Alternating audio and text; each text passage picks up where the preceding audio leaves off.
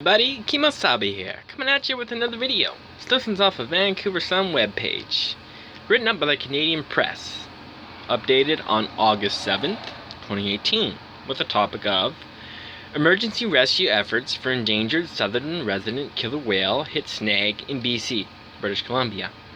An endangered killer whale that has prompted an international rescue effort won't receive antibiotics by dart or by fish if it's found in Canadian waters. While veterinarians are roaming American waters armed with the experimental life-saving treatments, Paul Cortrell of Fisheries and Oceans Canada says they are still wading through the paperwork to make sure any efforts to treat the animal does not affect other members of her pod. It hasn't been done before, so we'll have to quickly license that and put it in place. So we're reviewing that as we speak.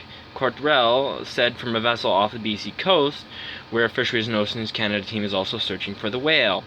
The orca, known as J50, appears emancipated, and scientists have said she may have only days to live.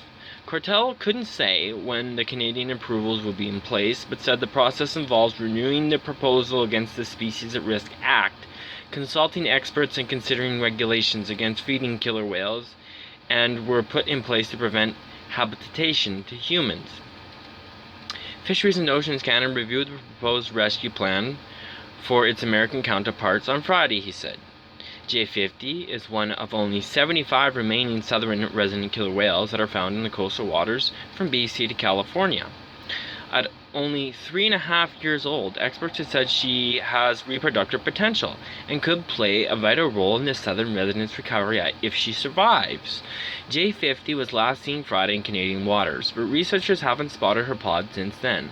Her pod recently drew an international spotlight when another whale, J35, was spotted pushing the body of her dead calf through the water for more than a week on end. Tare Rolls of the U.S. National Oceanic and Atmospheric Administration says that if they find J50, they'll assess her health and determine if they will administer antibiotics by pole or by dart, and the whale may receive further treatment of salmon laced with medication. We don't know exactly what is wrong with her, Raoul said in the teleconference. She said they believe an infection is playing a role. It's very possible that she has succumbed at this point and we may never see her again. We're hopeful that there's still a chance that we'll be able to assist her with medical treatment and give her enough time to get nourishment and treat infections. If indeed that is what is causing her decline, Rawls said.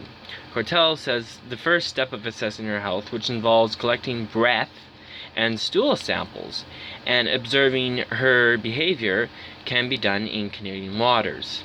If J50 is in American waters and needs antibiotics, Rawls said the next step would be to administer an antibiotics that lasts up to 10 to 14 days. If that goes well, scientists will test the feeding plan by first dropping salmon without medication between 50 and 100 meters in front of J50's path to see if she or other pod members will eat them. They may drop medicated fish next if that goes smoothly.